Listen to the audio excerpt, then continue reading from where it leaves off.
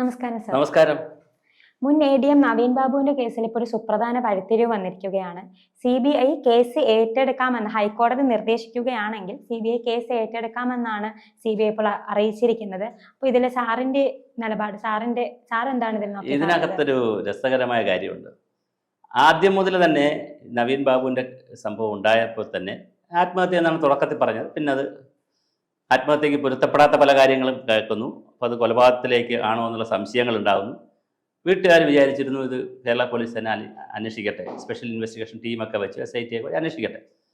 പക്ഷെ കുറച്ച് കഴിഞ്ഞപ്പോഴാണ് വീട്ടുകാർക്ക് തന്നെ മനസ്സിലായി, വീട്ടുകാർക്കും അവിടുത്തെ CPM-ന്റെ പത്തനംതിട്ട നേതാക്കൾക്കും, ഉദയഭാനു എന്നൊക്കെ പറഞ്ഞ ജില്ലാ സെക്രട്ടറി, മലയാലപ്പുഴ മോഹനൻ എന്ന് പറയുന്ന CPI-യുടെ CIT-ന്റെ വലിയ നേതാവ്, അങ്ങനെ പിന്നെ ബന്ധുക്കൾ, സഹോദരൻ, അങ്ങനെ ഒരുപാട് പേരുകൾ, ഭാര്യ മഞ്ജുഷ, ഒരുപാട് പേര് പുറത്തു വന്നു.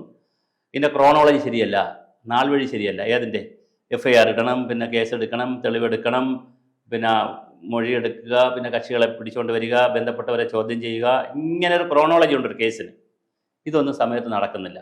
മൊബൈൽ ഫോൺ പിടിച്ചെടുക്കുന്നില്ല, CCTV പരിശോധിക്കുന്നില്ല, ഒരുപാട് കാര്യങ്ങളിൽ അപാകത ഇങ്ങനെ വരുന്നു. അപ്പോൾ അത് മനസ്സിലാക്കിയിട്ട് വീട്ടുകാരെന്ത് പറഞ്ഞു, ഇത് ശരിയാവില്ല. അപ്പോൾ ഇതിന് വീട്ടുകാർ പറയുന്നതിന് മുമ്പ് തന്നെ പല ചാനലുകളും, ഓൺലൈൻ ചാനലുകളൊക്കെ പറഞ്ഞു ഇത് CBI ഏറ്റെടുക്കേണ്ടി വരും. നമ്മളുമൊക്കെ ഇവിടെ ചർച്ച ചെയ്തതെന്നാണ് തോന്നുന്നത്. എനിക്ക് ABC തന്നെ ചർച്ച ചെയ്തിട്ടുണ്ടെന്ന് CBI ഏറ്റെടുക്കണം. പക്ഷേ അന്നത് തർക്കത്തിൽ നിന്നു.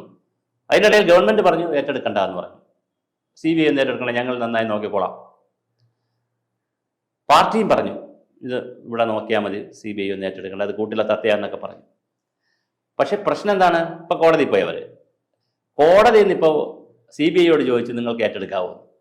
അപ്പോൾ CBI ഇപ്പോൾ ആരെ വെട്ടിലാക്കിയിരിക്കുകയാണ്, സർക്കാരിനെ വെട്ടിലാക്കിയിരിക്കുകയാണ്. സാധാരണ CBI അത് തരികയാണെങ്കിൽ ഏറ്റെടുക്കാന്നൊക്കെ പറഞ്ഞ് കുറച്ചുകൂടെ ഒരു മയപ്പെടുത്തുക. ഇത് സ്ട്രോങ് ആയിട്ട് അവരങ്ങ് പറയുകയാണ്, ഞങ്ങൾ ഏറ്റെടുത്തോളാം, ഞങ്ങൾക്ക് പ്രശ്നമില്ല CBI പറഞ്ഞില്ല. അപ്പോൾ CBI പറഞ്ഞപ്പോൾ അതൊരു കോടതിക്ക് കുറച്ചുകൂടെ ഒന്ന് കൊടുക്കാനൊരു ബലം കൂടിയിട്ടുണ്ട്, വീട്ടുകാർക്കും ഒരു ബലം കൂടിയിട്ടുണ്ട്. പക്ഷേ അതേസമയം തന്നെ കോടതി വീട്ടുകാരോട് പറഞ്ഞിരിക്കുന്നു, ഇത് SIT സ്പെഷ്യൽ ഇൻവെസ്റ്റിഗേഷൻ ടീമിനെ വെച്ചിരിക്കുകയാണ്, അവർ നന്നായി നോക്കുന്നുണ്ടല്ലോ, പിന്നെ നിങ്ങൾ എന്തിനാണ് ഇതിനകത്ത് സംശയിക്കുന്നതെന്നൊരു ചോദ്യം കോടതി ചോദിച്ചിട്ടുണ്ട്. 12-ാം തീയതി വരെ സമയവും കൊടുത്തിട്ടുണ്ട്. ഇന്നിപ്പോൾ 6 ആയിട്ടുള്ളൂ, 12-ാം തീയതി. അപ്പോൾ ഇതിൻ്റെ ഇടയിൽ ഈ കേസ് കേരള സർക്കാരിൻ്റെ SIT അന്വേഷിച്ചാൽ കുഴപ്പം വരും, ഞങ്ങൾക്ക് നീതി കിട്ടില്ല എന്നുള്ള ഭാഗം കൂടി അഫിഡവിറ്റിൽ ആര് സമർപ്പിക്കേണ്ടി വരും, പിന്നെ വീട്ടുകാർ സമർപ്പിക്കേണ്ടി വരും. അതിനുള്ള ടൈമാണ് ഇവർ കൊടുത്തിരിക്കുന്നത്.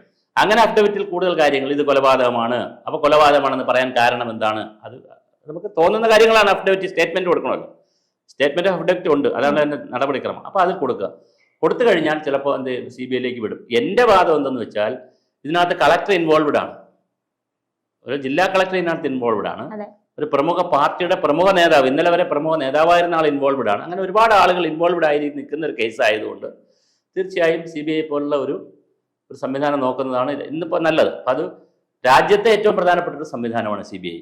അപ്പോൾ നമ്മളിപ്പോൾ എത്ര കുറവുകളുണ്ടെന്ന് പറഞ്ഞാലും അവരാണ് മൂത്ത ചേട്ടൻ, രാജ്യത്തെ മൂത്ത ആളവരാണ്, ഏറ്റവും മൂത്ത ആളുകൾ. അപ്പോൾ അവർ അന്വേഷിക്കുന്നതായിരിക്കും കൂടുതൽ ക്രിയാത്മകമായി വരുന്നത്. പക്ഷേ ഇപ്പോഴത്തെ സാഹചര്യം വെച്ച് അനലൈസ് ചെയ്യുമ്പോൾ വീട്ടുകാരും കൂടി കൊടുക്കുന്ന സ്റ്റേറ്റ്മെൻറ്റ് കുറച്ചുകൂടി സ്ട്രോങ് ആണെങ്കിൽ, വീട്ടുകാർ കൊടുക്കാൻ പോകുന്ന അഫിഡവിറ്റിൽ കൊടുക്കുമല്ലോ ഒരു 12-ാം തീയതി, ആ സബ്മിറ്റ് ചെയ്യുന്ന കാര്യങ്ങൾ കുറച്ചുകൂടി സ്ട്രോങ് ആവുകയും CBI ഇത് ഏറ്റെടുക്കാമെന്ന് പറഞ്ഞു വരികയും ചെയ്താൽ സ്വാഭാവികമായിട്ട് കോടതി എങ്ങോട്ട് തന്നെ വിടാൻ സാധ്യതയുണ്ട്, CBI-ക്ക് വിടാനാണ് സാധ്യതയുള്ളത്. പിന്നെ അല്ലെങ്കിൽ അഡ്വക്കേറ്റ് ജനറൽ, വക്കീലിൻ്റെ, നമ്മുടെ ഗവൺമെൻറ്റിൻ്റെ അഡ്വക്കേറ്റ് ജനറലും വക്കീലും ഒക്കെ ഉണ്ടല്ലോ, ഗവൺമെൻറ്റിന് വേണ്ടി വാദിക്കുന്നവരുണ്ടല്ലോ, അവർ സ്ട്രോങ് ആയിട്ട് ഇത് ഡിഫെൻഡ് ചെയ്യണം. ഇപ്പോൾ പക്ഷേ കോർട്ട് ആരെ കോർട്ടിലാണ് നിൽക്കുന്നത്, ഫാമിലിക്ക് അനുകൂലമായിട്ട് വേണമെന്ന് പറയാം. കാരണം ഒരു കുഷൻ ടൈം, അല്ലെങ്കിൽ എന്ത് ചെയ്യുമായിരുന്നു കോടതി, ഇന്ന് തന്നെ അങ്ങ് തീർപ്പാക്കുമായിരുന്നു. ഇന്ന് CBI-യുടെ ആവശ്യമൊന്നുമില്ല, SIT നോക്കട്ടെ എന്ന് പറഞ്ഞ് ഇന്ന് തന്നെ തീർപ്പാക്കുമായിരുന്നു. ഇന്ന് തീർപ്പാക്കാതിരിക്കുമ്പോൾ അതിൻ്റെ അർത്ഥം ഒരു സാധ്യത കൊടുക്കുകയാണ്, തുറക്കുകയാണ്. തുറന്നപ്പോൾ CBI എന്ത് ചെയ്തിരിക്കുകയാണ്, വന്ന് കൃത്യമായി ഗോൾ അടിച്ച് പോയിരിക്കുകയാണ്. ഇത് നടക്കണമെങ്കിൽ ഞങ്ങൾ എടുത്തോളാം എന്നുള്ള നിലയിൽ അവരെ വക്കീൽ പറഞ്ഞിരിക്കുകയാണ്. അപ്പോൾ അങ്ങനെ പറഞ്ഞ സാഹചര്യത്തിൽ വീട്ടുകാർ കൊടുക്കുന്ന സ്റ്റേറ്റ്മെൻറ്റ് കൂടി കുറച്ച് സ്ട്രോങ് സ്റ്റേറ്റ്മെൻറ്റുകൾ പോവുകയാണെങ്കിൽ തീർച്ചയായിട്ടും ഇത് എവിടെ പോകും, CBI-ക്ക് പോകാൻ സാധ്യതയുണ്ട്. ഞാൻ പറയുന്നത് പറഞ്ഞാൽ CBI പോലുള്ള വലിയ ഏജൻസികൾ ഇത് അന്വേഷിച്ച് സത്യം പുറത്തു വരണം. സത്യം പുറത്തു വന്നില്ലെങ്കിൽ ഒരു കുഴപ്പമെന്ന് പറഞ്ഞാൽ, ഇപ്പോൾ ADM എന്ന് പറയുന്നത് അത്യാവശ്യം സാമ്പത്തികമുള്ളൊരു വീട്ടിലുള്ള ആളായി, ഭാര്യയ്ക്ക് ജോലിയുണ്ട്, തഹസിൽദാരാണ്, ചെറിയ ജോലിയല്ല, അപ്പോൾ ഒരുവിധ സാമ്പത്തികമൊക്കെ ഉള്ള ഫാമിലിയാണ്. പക്ഷെ നേരത്തെ ജോലി കിട്ടിയത് 25 വയസ്സിനുമായിട്ട് ജോലി കിട്ടുകയാണ്. അപ്പോൾ 10-30 വർഷം ജോലി ചെയ്തല്ലോ, അപ്പോൾ സാമ്പത്തൊക്കെ ഉള്ളവരാണ്. അപ്പോൾ അങ്ങനെയുള്ളൊരു ഫാമിലിക്ക് ഒരു കൊല്ലപ്പെട്ട ഒരാളിൻ്റെ മരണത്തിൽ കൃത്യമായ നീതിയും കൃത്യമായ അന്വേഷണവും നടന്നില്ല എങ്കിൽ എന്താ നമ്മൾ സമൂഹത്തിന് കൊടുക്കുന്ന മെസ്സേജ്? നമ്മൾ മനസ്സിലാക്കേണ്ടത് ഓരോ ഗവൺമെൻറ് ആയാലും കോടതികളെ ഓരോ കോടതി വിധികളും ഒരു സന്ദേശമാണ്. പൊതുസമൂഹത്തിന് സന്ദേശമാണ്, തെറ്റ് ചെയ്യുന്നവർക്ക് സന്ദേശമാണ്. ഇവിടെ ഗോവിന്ദചാമിമാരും അതുപോലെ പിന്നെ പിന്നെ അഭയെ കൊന്നവരും മധുവിനെ കൊന്നവരും പിന്നെ പൊളിറ്റിക്കൽ ക്രൈം നടത്തുന്നവരും കൊലപാതകം നടത്തുന്നവരും ഒക്കെ പലരും രക്ഷപ്പെട്ടു പോകുന്നുണ്ട്. അപ്പോൾ എന്താ മെസ്സേജാണ് കൊടുക്കുന്നത്? പിന്നെ ഗുണ്ടകളായിട്ട് പലരെ പിടിക്കാറുണ്ട്. അവർ ചെല്ലും, കുറച്ച് ദിവസം കേസ് പറയും, കുറച്ച് ദിവസം ജയിലിൽ കിടക്കും, പുറത്തിറങ്ങും. അപ്പോൾ അവർ വിചാരിക്കുന്നത് എന്താണ്? നമുക്ക് നല്ല പൈസയും നല്ല ആൾബലവും ഉണ്ടെങ്കിൽ നമുക്ക് പെട്ടെന്ന് പുറത്തിറങ്ങാം, അല്ലെങ്കിൽ കുറച്ച് ദിവസം അകത്ത് കിടന്നാൽ മതി. ഇങ്ങനെ ഒരു ചിന്തയിലാണ് പോകുന്നത്. അത് നല്ല മെസ്സേജ് അല്ല സമൂഹത്തിന് കൊടുക്കുന്നത്, ഒരിക്കലും നല്ല മെസ്സേജ് അല്ല. സമൂഹത്തിന് നല്ല മെസ്സേജ് അല്ല കൊടുക്കുന്നത്, ഇവർക്കും നല്ല മെസ്സേജ് അല്ല കൊടുക്കുന്നത്. വീണ്ടും തെറ്റ് ചെയ്തോ, ഞങ്ങളുണ്ട്, പാർട്ടിയുണ്ട്, സർക്കാർ കൂടെ ഉണ്ട് എന്നുള്ളതല്ലേ. CBI ഈ കേസിൽ സത്യം തെളിയിച്ചാൽ ഒരുപാട് പല പ്രമുഖ നേതാക്കളും ഇതിൽ ഉൾപ്പെടും.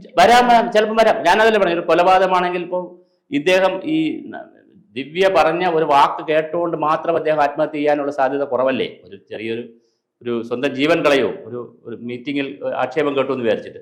അപ്പോൾ ഇത് കൊലപാതകമാണെന്നാണ് അടുത്ത ചോദ്യം, രണ്ടാമത്തെ ചോദ്യം. കൊലപാതകമാണെങ്കിൽ ദിവ്യ എന്തായാലും കൊലപാതകത്തിന് ആളെ ഏർപ്പെടുത്താനുള്ള സാധ്യത കുറവല്ലേ? ദിവ്യ കൊലപാതകത്തിന് ആളിനെ ഏർപ്പെടുത്തും, കളക്ടറെ ഏർപ്പെടുത്തുമോ? ഇയാളെ കൊന്നുകളയാൻ പറയുമോ? അപ്പൊ വേറെ ആരാണ്? എന്താണ് താല്പര്യം? ഇദ്ദേഹം എന്തിന് തടസ്സം നിന്നു? ഏതെങ്കിലും കാര്യങ്ങൾക്ക് തടസ്സം നിന്ന് കാണും. അങ്ങനെയാണല്ലോ ശത്രുക്കൾ ഉണ്ടാവുന്നത്. ഇദ്ദേഹം പല കാര്യങ്ങൾക്ക് ലൈസൻസ് കൊടുക്കേണ്ട ആളാണ്. കോറി മുതലാളി, കോറിക്ക് ലൈസൻസ് കൊടുക്കുക, വൻകിട കെട്ടിടങ്ങൾക്ക് ലൈസൻസ് കൊടുക്കുക, റിസോർട്ടുകൾക്ക് ലൈസൻസ് കൊടുക്കുക, അങ്ങനെ ഒരുപാട് കാര്യങ്ങൾക്ക് ലൈസൻസ് കൊടുക്കേണ്ട ഒരു പൊസിഷൻ കൂടിയാണ് ADM. ആരാണ് പുള്ളിയുടെ ശത്രു? അവർ ശക്തരാണോ? അവർ ആരെയാണ് ഏർപ്പെടുത്തിയത്? ഇങ്ങനെ അവരെ ആരെങ്കിലും ഏർപ്പെടുത്തി കൊന്നതാണോ? ഇങ്ങനെയുള്ള ഒരുപാട് ചോദ്യങ്ങൾ ഇങ്ങനെ ഏറി നിൽപ്പുണ്ട്. ചിലപ്പോൾ ഈ പ്രതികൾ ശക്തരായത് കൊണ്ടായിരിക്കില്ലേ സർക്കാർ CBI വേണ്ടാന്ന് തന്നെ പറയാം. അങ്ങനെ പറയാൻ കാരണം അതും കൂടെ ആയിരിക്കാം. CBI ഒക്കെ വന്നാൽ ഇത് എങ്ങനെയായിട്ട് പോകുന്ന അറിയാൻ പറ്റത്തില്ല. കേസ് സ്റ്റേറ്റിൽ നിൽക്കുകയാണെങ്കിൽ നമ്മളെ കയ്യിൽ നിൽക്കുമല്ലോ, സ്റ്റേറ്റ് നിൽക്കുമല്ലോ, കേസ് നിൽക്കുമല്ലോ, ഭരണകക്ഷിയുടെ കയ്യിൽ നിൽക്കും. ആരായാലും X വന്നാലും Y വന്നാലും അവരുടെ കയ്യിൽ നിൽക്കും. പക്ഷെ പുറത്തൊരു ഏജൻസിയുടെ പോകുമ്പോൾ സ്വാഭാവികമായിട്ട് ഇനി വരാൻ ചിലപ്പോൾ വളരെ സത്യസന്ധനായ ഒരു CBI ഓഫീസറാണ് വന്നാൽ ചിലപ്പോൾ എല്ലാം നുള്ളിപ്പറക്കി എടുത്താലോ നമുക്കറിയാൻ പറ്റില്ലല്ലോ. അപ്പോൾ അതുകൊണ്ട് CBIയിൽ വരണ്ട എന്ന് പറയുമ്പോൾ തന്നെ നമുക്ക് ചില പ്രശ്നങ്ങളുണ്ട്. ഇല്ലെങ്കിൽ നമുക്ക് പറഞ്ഞുകൂടെ, ഏത് ഏജൻസി അന്വേഷിക്കട്ടെ, നല്ല ഏജൻസി അന്വേഷിച്ചാൽ പോലെ, നമ്മളെന്തിനാ ബലം പിടിക്കുന്നത്? എന്തുകൊണ്ടെന്നാൽ ഇവിടെ ഒരു പ്രധാനപ്പെട്ട ചോദ്യമുണ്ട്. ഇതുപോലൊരു സംഭവം ഉണ്ടായാൽ, ആരുടെ വീട്ടിലുണ്ടായാലും ഏറ്റവും കൂടുതൽ വിശ്വാസത്തിൽ വരേണ്ടത് ആരാണ്? വീട്ടുകാരാണ്, ബന്ധുക്കളാണ്. അവരിവിടെ ഇപ്പോൾ വിശ്വാസമില്ലാതെ നിൽക്കുകയാണ്. അവിടെയാണ് പ്രശ്നം. അവരെ വിശ്വാസത്തിലെടുക്കാൻ കേരള ഗവൺമെന്റിന് കഴിഞ്ഞിരുന്നുവെങ്കിൽ, പ്രത്യേകിച്ച് അവർ ഇപ്പോഴും കേരള ഗവൺമെന്റിലെ ഉദ്യോഗസ്ഥയാണ്, ഇടതുപക്ഷ പാർട്ടിയുടെ CPM എന്ന പാർട്ടിയുടെ മെമ്പർമാരാണ്, CPI എന്ന സർവീസ് സംഘടനയിലെ അംഗമാണ്. അപ്പോൾ CPI സർവീസ് സംഘടനയിലെ അംഗമായ, CPMന്റെ സർവീസ് സംഘടനയിലെ അംഗമായ CPM പാർട്ടിക്ക് ബന്ധമുള്ള കുടുംബത്തിലെ പാർട്ടിക്കാരി എന്ന് വേണമെങ്കിൽ പറയാം നമുക്ക്. ആ ഫാമിലിയെ ആർക്ക് ബോധ്യപ്പെടുത്താൻ കഴിയുന്നില്ല. അതുകൊണ്ടല്ലേ അവർ ഇങ്ങനെ തിരിഞ്ഞത്. നേരെ അവർ നിന്ന് അവർ പെട്ടെന്ന് ഇത്രയും കാലം വരെ അവർ ഗവൺമെന്റിന്റെ കൂടെയല്ലേ നിന്നത്, പെട്ടെന്നല്ലേ അവർ ടേൺ ചെയ്യുന്നത്. അവർ പറയുന്നത് എന്താണ്? ഇത് ഞങ്ങൾക്ക് വിശ്വാസമില്ല എന്ന് പറഞ്ഞു തുടങ്ങിയപ്പോഴാണ് ഈ ക്രോണോളജിക്കൽ ഗ്രാഫ് താഴോട്ട് പോയപ്പോഴാണ്. ഗ്രാഫ് മുകളിലോട്ട് തന്നെ പോയിരുന്നെങ്കിൽ അന്വേഷിച്ച് കൂടുതൽ തെളിവുകൾ കിട്ടി പോവുകയാണ്, മിണ്ടാതിരിക്കുമല്ലോ അവർ. അപ്പോൾ ഇത് വഴിമുട്ടുന്നു. രണ്ടുമുണ്ട്. ഒന്നുകിൽ കേസ് വഴിമുട്ടുന്നു, അല്ലെങ്കിൽ വഴിമാറുന്നു, പോകേണ്ട വഴികളിലൂടെ പോകുന്നില്ല, ചോദ്യം ചെയ്യേണ്ടവരെ ചോദ്യം ചെയ്യുന്നില്ല, മൊഴിയെടുക്കേണ്ടവരിൽ നിന്ന് മൊഴിയെടുക്കുന്നില്ല. അങ്ങനെ വന്നപ്പോഴാണ് അവർക്ക് സംശയം വന്നത്. അപ്പം അവരെയെങ്കിലും മിനിമം വിശ്വാസത്തിലെടുക്കാൻ ഒരു ബാധ്യതയുണ്ട് നമുക്ക്. പക്ഷെ അവരിപ്പോൾ വിശ്വാസത്തിലല്ല. അതുകൊണ്ടല്ലേ അവരെ കൊണ്ട് കേസ് കൊടുക്കുന്നത്. അല്ലെങ്കിൽ പൈസ കൊടുത്ത് കേസ് കൊടുക്കും. നല്ല പൈസ കൊടുക്കണ്ടേ ഹൈക്കോടതി കേസ് കൊടുക്കാൻ? സിറ്റിങ്ങിന് പൈസ കൊടുക്കണമല്ലോ വക്കീലിന്. അപ്പോൾ ഇത്രയും പൈസ കൊടുത്തിട്ട് കേസ് പറയുമ്പോൾ സ്വാഭാവികമായിട്ട് അവർക്ക് ഇതിൽ വിശ്വാസം നഷ്ടപ്പെട്ടു. അവരെ വിശ്വാസത്തിലെടുക്കുക എന്നുള്ളത് വളരെ പ്രധാനമാണ്. ഇനി ഇതുപോലത്തെ ഒരു കേസായതുകൊണ്ട്, അതുകൂടെ പറഞ്ഞ് നമുക്ക് അവസാനിപ്പിക്കാം, ഇങ്ങനത്തെ ഒരു കേസായതുകൊണ്ട് അവരുടെ വിശ്വാസം പോലെ പ്രധാനമാണ് പൊതുസമൂഹത്തിന്റെ വിശ്വാസവും. മെസ്സേജ് പോകാൻ പാടില്ലല്ലോ. തെറ്റ് ചെയ്താൽ ശിക്ഷിക്കപ്പെടില്ല. മെസ്സേജ് പോകാൻ പാടുണ്ടോ? പൊതുസമൂഹത്തിന് ഇപ്പോൾ ഏകദേശം ഉറപ്പായി കഴിഞ്ഞില്ലേ? ആ പൊതുസമൂഹം നിൽക്കുന്നത് എന്താണ്? അതാ ഞാൻ പറയാം, ഇപ്പുറത്തേക്ക് നമ്മൾ ഗവൺമെന്റ് ആയാലും പാർട്ടി ആയാലും തെറ്റായ തീരുമാനങ്ങൾ എടുത്താൽ, ആരെങ്കിലും പ്രൊട്ടക്ട് ചെയ്യാനുള്ള തീരുമാനങ്ങൾ എടുത്താൽ, അപ്പുറത്ത് സൈലന്റായി പൊതുസമൂഹം എന്ത് ചെയ്തുകൊണ്ടിരിക്കും? ഇത് വീക്ഷിച്ചുകൊണ്ടിരിക്കുകയാണ്. അവിടെ വേറെ ഒപ്പീനിയൻ ഉണ്ടായി വരും. അപ്പോൾ അതുകൊണ്ട് പൊതുസമൂഹത്തിന് ഈ മെസ്സേജ് പോകാൻ പാടില്ല. ശരിയാണെന്നുള്ള മെസ്സേജ് പോകാൻ പാടുള്ളൂ. തെറ്റ് ചെയ്യുന്നവരെ ശിക്ഷിക്കും, അല്ലെങ്കിൽ അവരെ മാറ്റി നിർത്തും. തെറ്റ് ചെയ്തവർക്കൊരു ബോധ്യം ഉണ്ടാവണം. ആരെങ്കിലും തെറ്റ് ചെയ്തിട്ടുണ്ടെങ്കിൽ ഞങ്ങൾക്ക് ശിക്ഷ കിട്ടും.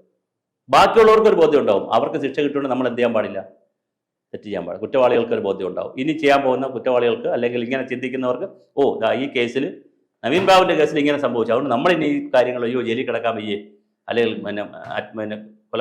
കൊലക്കുറ്റത്തിനൊന്നും പോകാൻ വയ്യേ എന്ന് ചെയ്യാൻ പ്രേരിപ്പിക്കുന്നവർ അറിയണം. അപ്പം 3 കൂട്ടർക്കുള്ള സന്ദേശമാണ്. ഒന്ന്, പൊതുസമൂഹത്തിനൊരു സന്ദേശമുണ്ട്, നീതി കിട്ടും. പിന്നെ തെറ്റ് ചെയ്തവർക്കൊരു സന്ദേശമുണ്ട്, ശിക്ഷിക്കപ്പെടും. തെറ്റ് ചെയ്യാൻ നിൽക്കുന്നവർക്കും ഒരു സന്ദേശമാണ്, തെറ്റ് ചെയ്താൽ അകത്താവും. അപ്പോൾ ഇതെല്ലാം കൂടി വരുന്നതാണ് കേസ്. അതുകൊണ്ട് ഒരുപാട് ഡയമെൻഷനുള്ള കേസാണ്. നമുക്ക് കോടതിയിൽ നിന്ന് ഏറ്റവും അനുകൂലമായ ഒരു വിധി ഉണ്ടാകുമെന്ന് തന്നെ പ്രതീക്ഷിക്കാം.